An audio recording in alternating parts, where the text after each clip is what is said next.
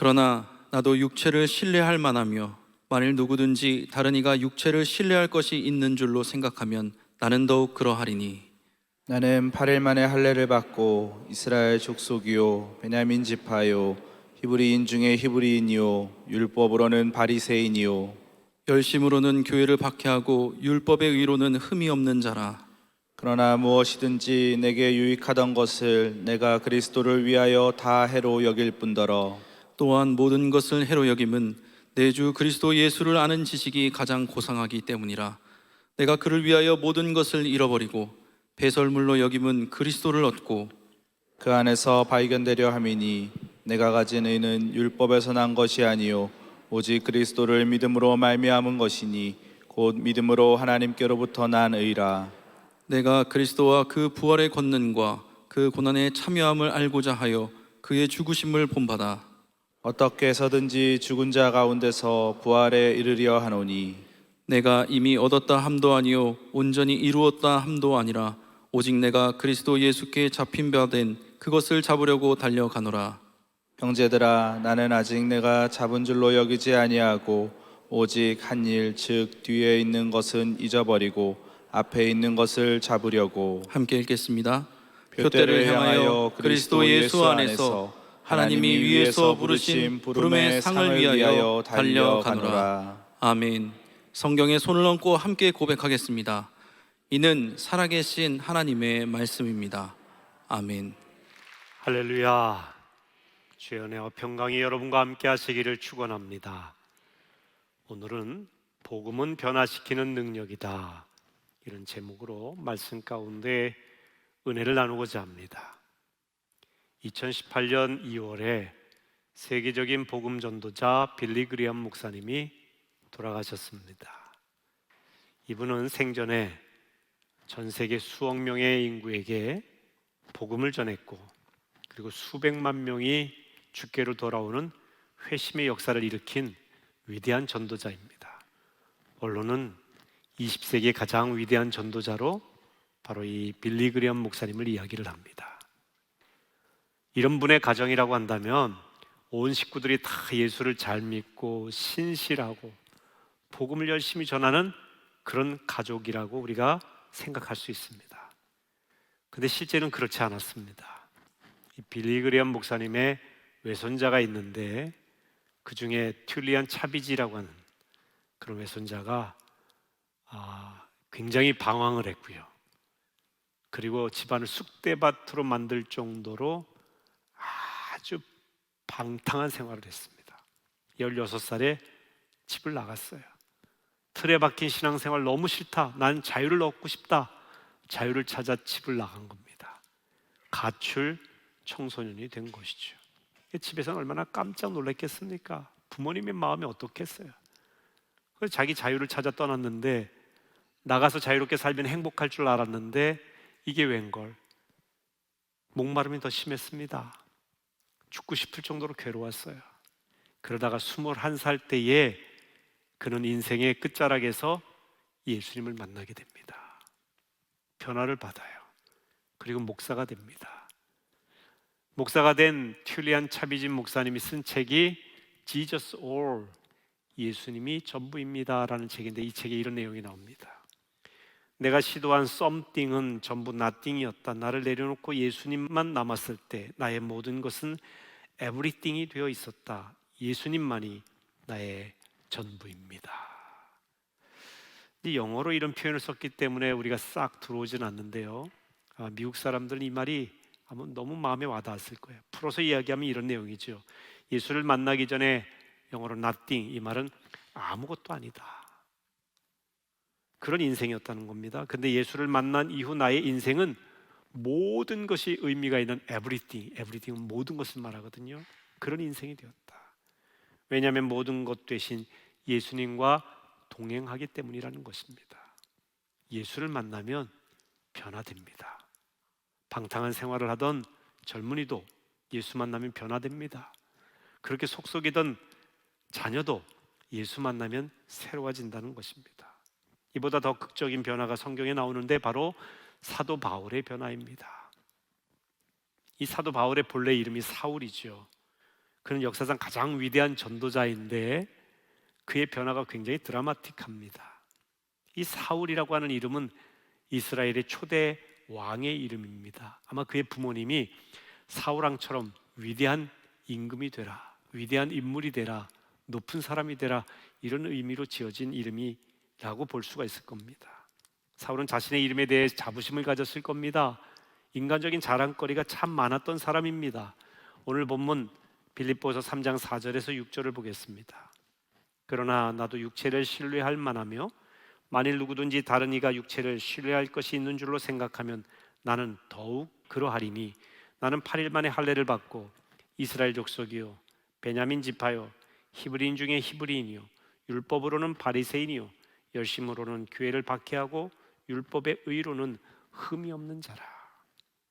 이 사울의 자랑거리는 너무 많았어요. 특별히 그는 할례 받은 유대인이라고 하는 자랑을 하고 있었습니다. 이 말은 선택받은 백성이라는 이야기예요. 또 그는 사울 왕과 같은 베냐민 지파 사람이라고 말합니다.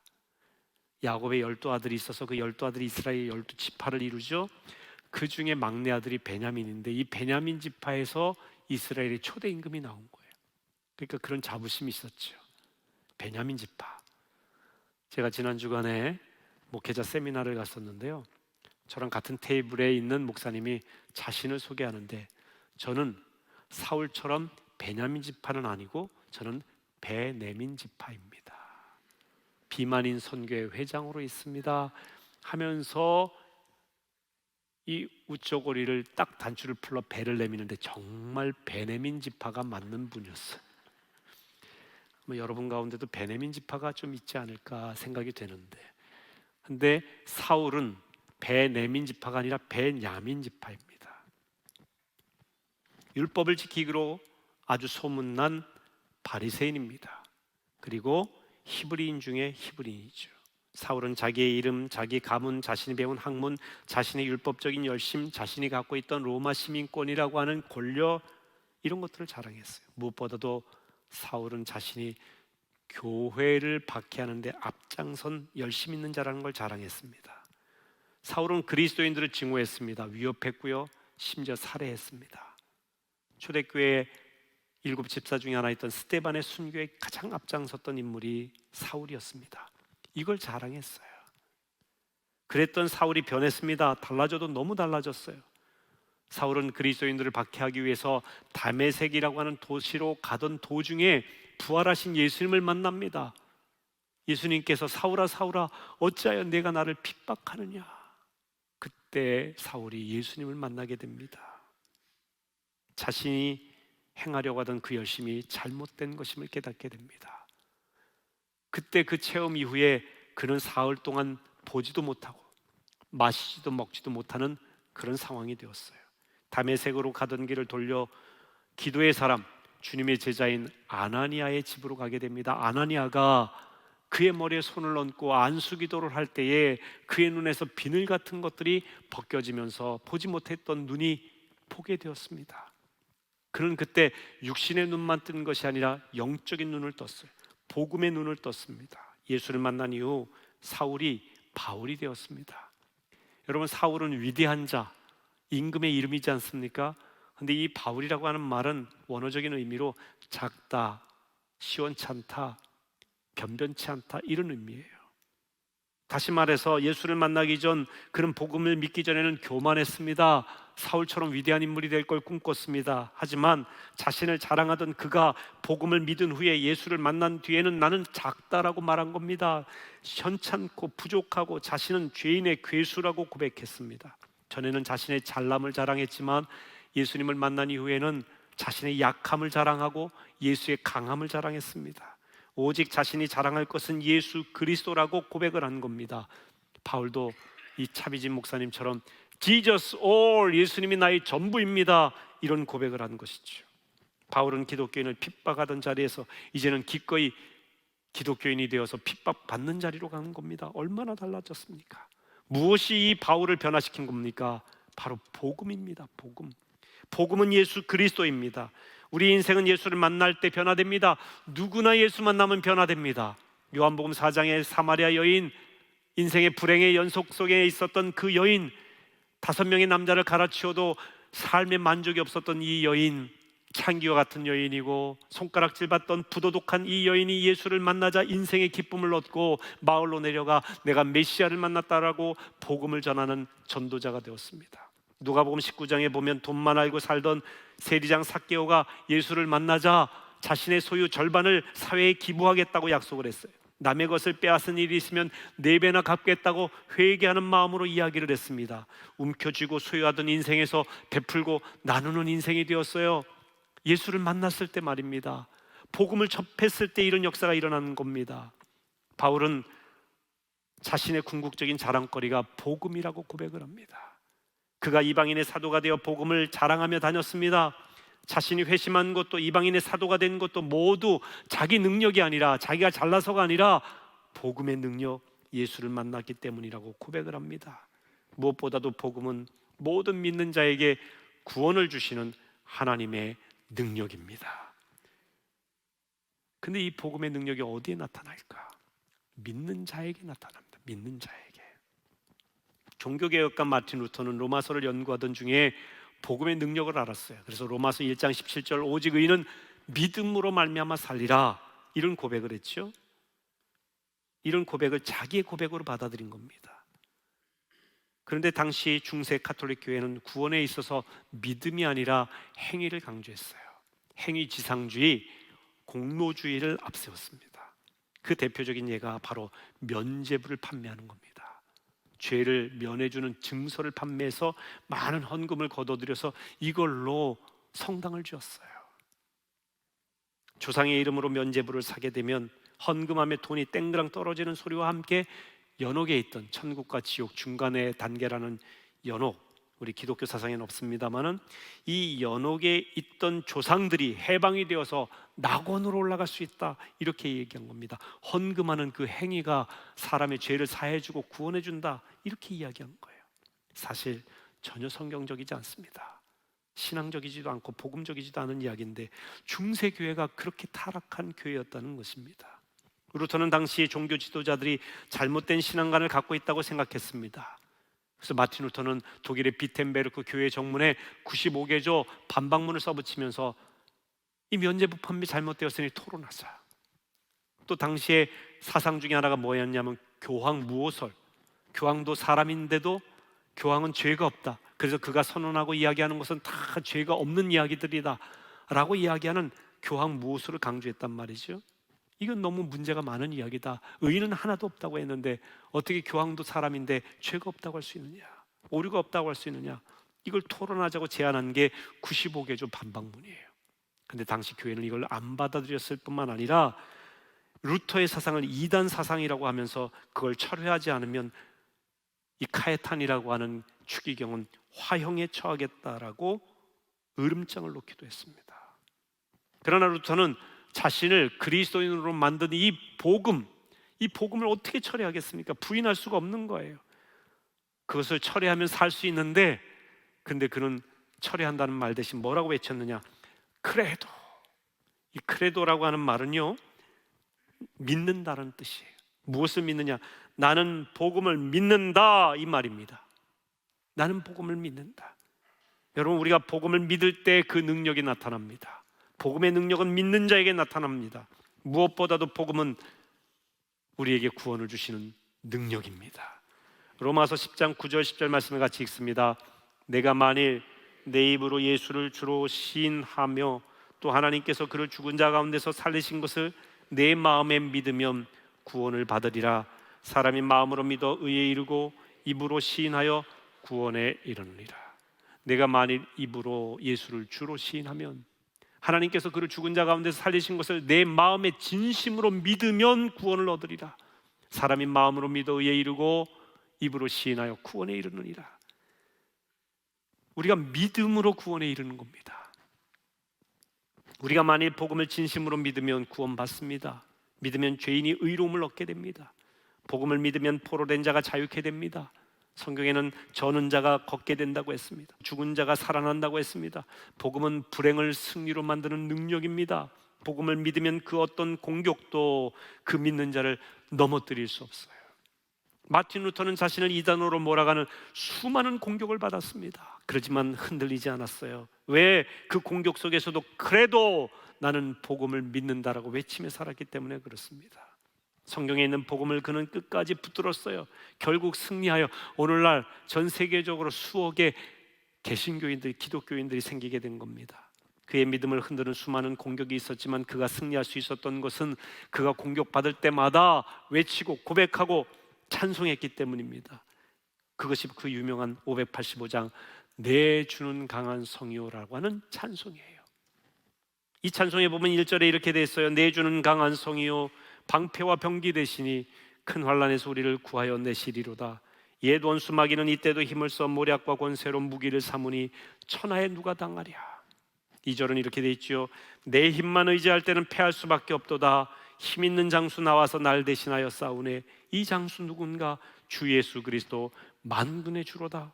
당할 자 누구랴? 반드시 이기리로다. 믿는 자는 반드시 승리합니다. 믿는 자가 능력이 있어서 승리하는 게 아니라 믿는 자를 함께 지키시고 보호하시는 대장 되신 예수 그리스도의 능력 때문에 승리하는 것입니다. 바로 복음의 능력이 우리로 하여금 세상에서 승리케 합니다. 복음을 믿으면 지옥의 권세도 이기지 못합니다. 마귀도 흔들지 못합니다. 내주는 강한 성요 3절 가사가 이렇습니다. 이 땅에 마귀 들끓어 우리를 삼키려 하나 겁내지 말고 섰거라. 진리로 이기리로다.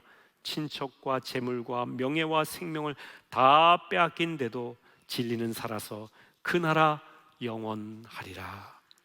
아멘. 복음이 주는 변화의 능력은 외적인 것에 궁극적인 초점이 있는 게 아니에요. 내적인 겁니다. 마음의 변화가 일어나야 돼요. 마음의 변화가 없는 외적인 변화는 오래가지 않습니다. 마음이 변해야 행동이 나오고요.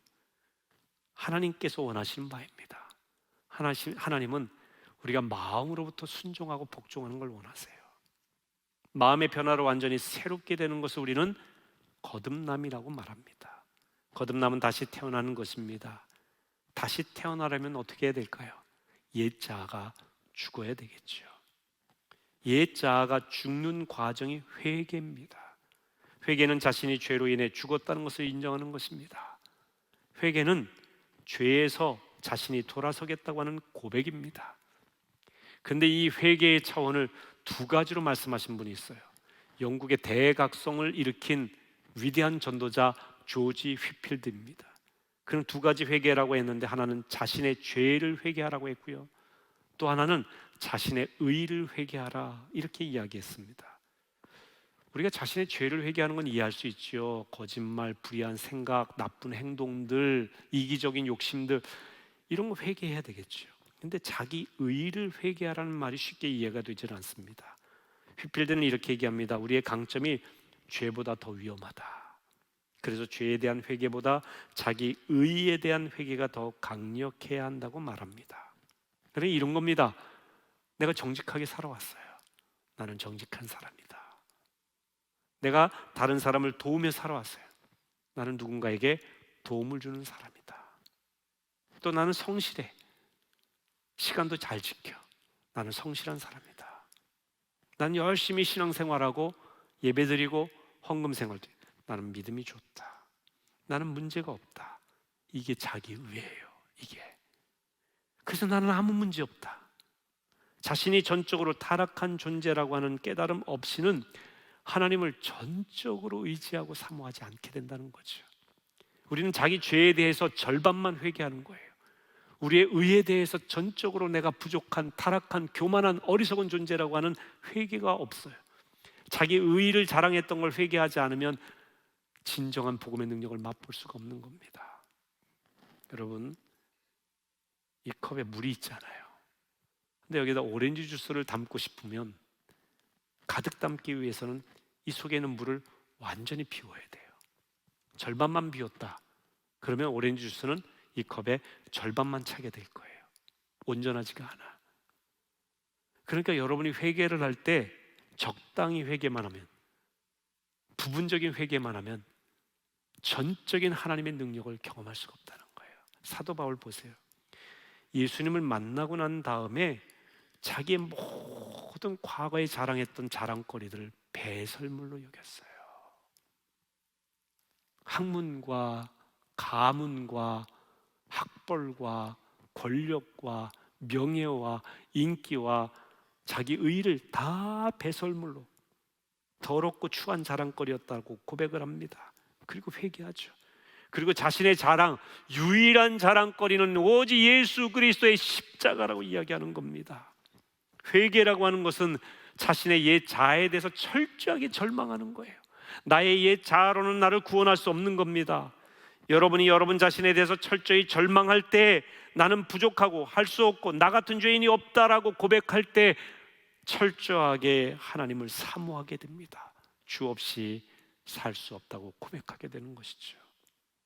사도 바울처럼 나는 죄인 중에 괴수라고 인정할 때 하나님의 의로우심을 갈망하게 돼요. 내 의로 구원받는 게 아니라 예수 그리스도께서 십자가에서 행하신 그 의가 내 안에 들어올 때 내가 살 수 있다, 이런 생각을 하게 되는 것이죠.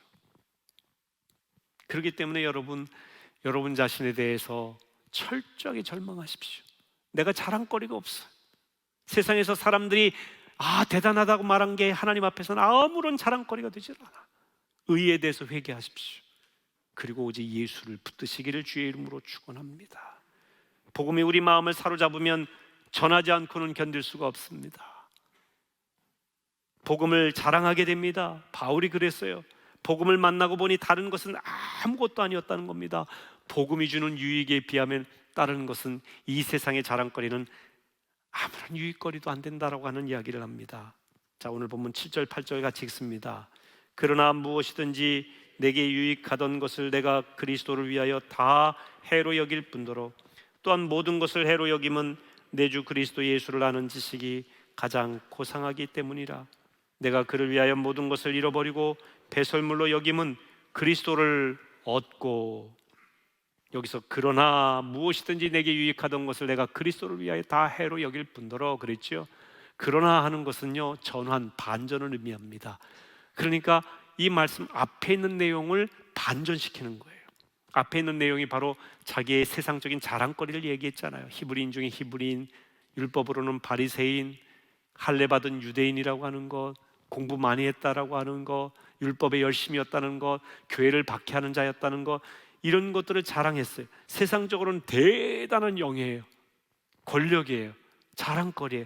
그러나 앞의 내용과는 상반되는 인간적으로 자랑했던 것 있었지만, 그러나 바울은 복음에 비하면 그런 것들 아무것도 아니라고 말하는 겁니다. 내게 사람들이 부러워할 만한 조건이 많았지만 그러나 예수 그리스도에 비하면 배설물 같다는 것이지요. 복음을 아는 인생은, 저는 이렇게 표현해요. 그러나의 인생이다.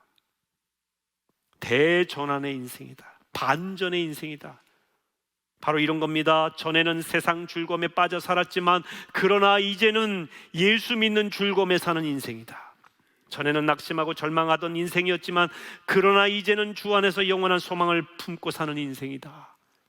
전에는 이기적인 인생이었지만 그러나 이제는 예수님처럼 남을 위해 희생하는 이타적인 인생이다.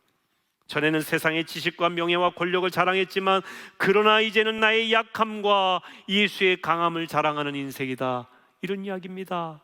그러나 이제는 예수 그리스도를 아는 지식이 가장 고귀하다고 고백하는 인생이라는 이야기죠. 그러나 이제는 세상에서 주는 상보다 그걸 위해서 달려가는 인생이 아니라 영원한 것, 바울처럼 하늘의 상급을 보고 달려가는 인생이 되었다는 고백인 것입니다. 그게 그러나 인생이에요. 자, 오늘 보면 14절 보실까요? 표대를 향하여 그리스도 예수 안에서 하나님이 위에서 부르신 부름의 상을 위하여 달려가노라. 하나님께서 위에서 부르신 부름의 상을 위하여 달려가노라. 여러분은 어떤 표대를 향해 달려가십니까? 어떤 상을 얻기 위해 달려가십니까? 물질을 더 풍성히 얻기 위해서 열심히 직장 생활하시고 사업하고 달려가십니까? 물론 이 세상에서 유익이 있겠죠. 돈이 주는 유익과 행복과 기쁨과 편리함이 얼마나 많습니까? 열심히 공부해서 좋은 대학에 가고 남에게 인정받는 그 길을 위해서 달려가는 우리 학생들과 젊은이들도 있을 거예요. 귀한 일입니다. 그런데 이 세상에서 달려가는 그 노력과 애씀은 이 세상에서 끝나요. 여러분의 영혼을 구원할 수 있는 게 아니에요. 근데 사도 바울이 깨달았어요. 자기가 열심 부리던 그 열심이 세상에서 끝나는 열심이더라는 거예요. 세상에서. 근데 예수님을 만나고 나니까 나는 영원한 상급, 하늘의 상, 우리 하나님이 주시는 그 부르심의 상을 위하여 달려가노라. 표대가 달라진 거예요. 표대가. 예수를 믿는 성도는 하늘의 상을 보고 달려가야 될 줄로 믿습니다. 제가 지난 주간에 세미나 다녀왔다고 그랬죠. 그 세미나에서 한 목사님이 그런 이야기를 하세요. 설교를 열심히 했는데 사람들이 이 조회수를 보니까 뭐 웬만한 교회 100회도 안 되는 거 아니에요. 우리 교회는 이제 교인들이 구독자가 4,000명이 생겼다고 지난 수요일에 4,000명 감사 축제 이 찬양 페스티벌을 했잖아요. 그래서 제가 가만히 보니까 참 4,000명이라고 우리는 기뻐가지고 축제를 벌이는데 BTS라고 하는 이 아이돌 보니까 수천만 명이더라고요. 조회수가요 몇 억 뷰가 나와요. 상대가 안 되는 거예요. 아마 그 목사님도 그런 자괴감이 생긴 것 같아요. 근데 어떤 목사님이 그분에게 그런 이야기를 하더래요. BTS라든지 싸이라는 가수라든지 몇 억 뷰를 보는 그런 연예인들, 가수들의 영상은 그 어떤 영상도, 그 어떤 노래도 사람을 구원할 수는 없지 않느냐. 영원한 것은 아니지 않느냐. 근데 복음을 담은 메시지는, 복음을 담은 찬양은 영원한 것 아니겠느냐. 비교할 수 없이 놀라운 거라는 거예요. 비교할 수 없이. 여러분 세상에서 누리는 상, 여러분 세상에서 누리는 편리함과 유익은 예수를 믿음으로 영원한 상급을 받는, 구원받는 그 유익에 비하고는 아무것도 아니에요. 차비진 목사님에 비하면 nothing, 아무것도 아니에요. 무라는 거예요. 그러나 우리가 예수를 품고 살면, 복음을 품고 살면, 하늘의 상급을 바라보고 살아가면, 이 복음의 능력을 믿으면 우리 인생도 변화되지만 변화된 인생이 바라보는 초점이 무엇이냐? 영원한 상급이라는 거죠. 표대가 달라지는 거예요. 상급에 대한 관심이 달라지게 되는 거예요. 비록 연약하고 부족하고 없이 살아도 절대 낙심하며 사는 게 아니에요. 우리는 복음을 전하는 것을 그래서 가장 자랑스럽게 생각해야 합니다. 사실 복음에 물들면 복음을 자랑하지 않고는 견딜 수가 없게 됩니다. 예수의 말씀대로 살지 않고는 견딜 수가 없어요. 그래서 우리는 착하게 살아서, 순종하게 살아서 구원받는 게 아니라 구원받았기 때문에 순종하며 살게 되는 겁니다. 복음에 물들었기 때문에 변화된 인생이 되는 거예요. 변화되었기 때문에 구원받는 게 아니에요. 복음으로 변화된 개인이 모이면 세상을 변화시키는 공동체가 됩니다. 세상을 변화시키는 지속적인 힘이 무엇이냐? 복음이에요. 정치 잘하는 거 중요하고 경제인도 중요하고요, 문화, 교육, 각 분야의 전문가들도 중요하지만 세상을 궁극적으로 역사적으로 보면 변화시킨 힘은 하나님의 말씀, 복음, 예수 그리스도입니다. 가정을 변화시키고 싶다면 자신이 먼저 복음 안에서 변화되어야 됩니다. 세상과 사회를 변화시키고 싶다면 역시 자신이 먼저 복음으로 물들어야 됩니다. 복음에 물드시기를 바랍니다. 복음을 가까이 하시기 바랍니다. Jesus Lord, 예수가 나의 전부입니다 고백하시기를 바랍니다. 제이디 글리엄 목사님이 쓰신 오직 복음이라는 책에 보면 찰스 스펄전 목사님이 회심한 이야기가 길게 인용이 되었어요. 근데 이 내용이 너무 많기 때문에 제가 그 책에 나온 내용을 요약해서 소개를 합니다. 찰스 스펄전 목사님, 이 19세기 전 세계 가장 위대한 전도자로 불리우는 찰스 스펄전 영국 목사님의 회심에 대한 이야기입니다. 어느 주일 아침 나는 우연히 작은 감리교회 앞에 다다랐다. 예배당에는 18명의 사람이 앉아 있었다. 나는 어떻게 해야 구원을 받을 수 있는지 알고 싶었다. 그날 아침 설교자가 오지 않았다. 톡설 때문이라는 생각이 들었다.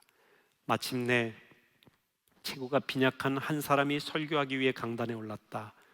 구두 만드는 사람처럼 보였다. 성경 본문은 땅의 모든 끝이여 내게로 돌이켜 구원을 받으라, 이사야 45장 22절 말씀이었다. 그는 심지어 발음도 정확하지 못했다. 그러나 그런 것은 중요하지 않았다.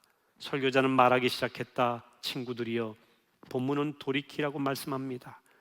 돌이키는 것은 많은 노력이 들어가는 것은 아닙니다. 그저 돌이키면 됩니다. 돌이켜 나를 보라고 합니다. 여러분 자신을 보라는 것이 아닙니다. 그것은 아무 소용이 없습니다. 돌이켜 나를, 주님을 보라는 겁니다. 나는 커다란 핏방울을 흘리고 있다. 돌이켜 나를 보라. 나는 십자가에 매달려 있다. 돌이켜 나를 보라. 나는 죽었고 장사되었다. 나는 다시 살아났다. 돌이켜 나를 보라. 나는 하늘로 올라갔다. 오 불쌍한 죄인이여, 나를 보라, 나를 보라. 그는 10여 번 동안 말한 뒤 마침내 말을 중단했다. 그리고 자리에 앉아있는 나를 쳐다보았다. 그는 내 마음을 다 알고 있는 것처럼 내게 시선을 고정하고 젊은이 무척 불행해 보이는구려 라고 말했다. 그 말은 내 전곡을 찔렀다. 나는 그때 불행했었다. 그는 계속 말했다. 만일 본문 말씀에 복종하지 않으면 젊은이는 항상 불행할 것이요, 살아서도 불행하고 죽어서도 불행할 것이요, 그러나 지금 복종하면 구원을 받을 것이요. 젊은이, 예수 그리스도를 바라보시오. 바라보시오. 바라보시오. 그저 바라보기만 하면 살 것이요. 그 순간 나는 구원의 길을 깨달았다. 보라라는 말이 너무나도 강력하게 들렸다. 나는 나의 눈길이 최대한 미칠 수 있는 곳까지 바라보았다. 그 즉시 구름이 걷히고 어둠이 물러갔다. 그 순간 나는 태양을 보았다. 그 즉시 일어나 가장 큰 열정으로 그리스도의 보배로운 피와 오직 그분만을 바라보는 단순한 믿음을 찬미할 수 있었다. 그 이전에 누군가가 내게 그리스도를 믿으면 구원을 받을 것이라고 말해 주었다면 얼마나 좋았을까. 사랑하는 성도 여러분, 스펄전 목사님, 예수를 바라보는 그 믿음으로 생명을 얻었어요. 예수가 복음이고 복음이 능력입니다. 그래서 예수를 바라볼 때 복음의 능력이 나타납니다. 변화시키는 능력입니다.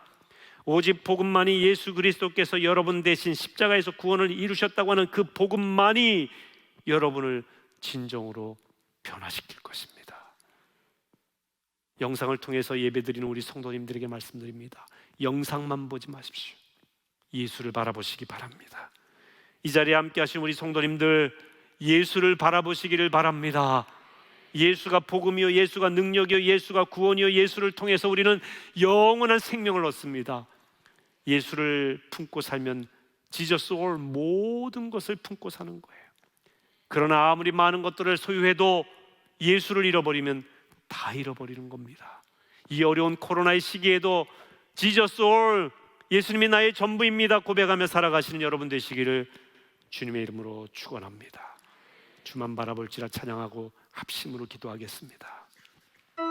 주만 바라볼지라 찬양하고 합심으로 기도하겠습니다. 합심으로 기도하겠습니다.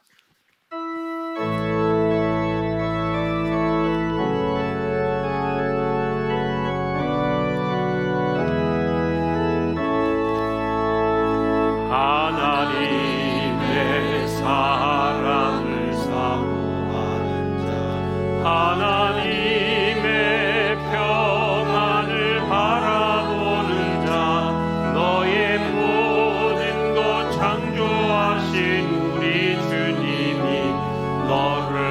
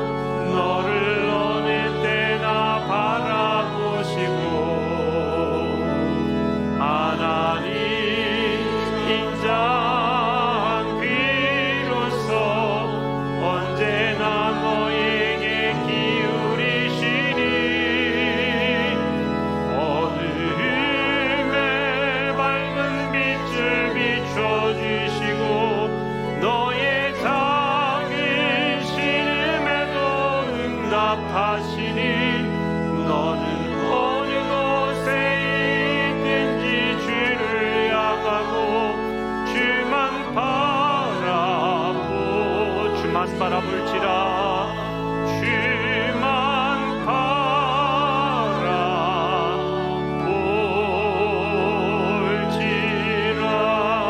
주여 믿습니다. 주여 기도합니다.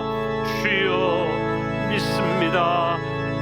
오직 우리의 구원자이신 예수 그리스도, 우리 인생의 전부이신 예수님을 바라보며 살아가게 도와주시옵소서.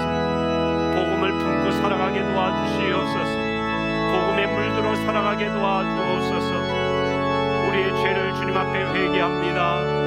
우리의 의를 사랑했던 것을 주님 앞에 회개합니다. 우리가 착하고 진실하고 남을 돕고 의롭게 산다고 하는 이 교만을 주님 앞에 회개하오니 용서하여 주시옵소서. 주님, 우리 인생은 예수님 만나면 복음을 접하게 되면 변화되는 것을 믿습니다. 그동안 우리가 불신앙으로 살았습니다. 복음을 믿는다면서도 전적으로 복음을 의지하며 전적으로 예수님이 전부라고 하는 고백 속에 살지 못했음을 회개합니다. 용서하여 주시옵소서. 하나님, 인생의 여러 가지 회의와 갈등과 아픔과 어려움과 눈물과 괴로움 속에 살아가는 우리 성도들이 있습니까? 복음을 붙들게 하여 주시옵소서. 예수 그리스도 나의 전부이심을 고백하며 살게 도와주시옵소서. 예수와 함께라면 무엇이든지 할 수 있다고 하는 가능성 속에 살아가게 도와주시옵소서. 나는 연약하지만 복음이신 예수님은 모든 것이 가능하다고 하는 것을 확신케 하옵소서. 내게 능력 주시는 자 안에서 내가 모든 것을 할 수 있다는 믿음으로 살게 하옵소서. 내가 전적으로 먼저 복음을 받아들이고 믿고 깨닫고 살아가야 됨을 확신하는 오늘 이 시간이 될 수 있도록 인도하여 주옵소서. 하나님, 내일로 다음으로 미루지 말고 지금 주님을 바라보게 하여 주시옵소서.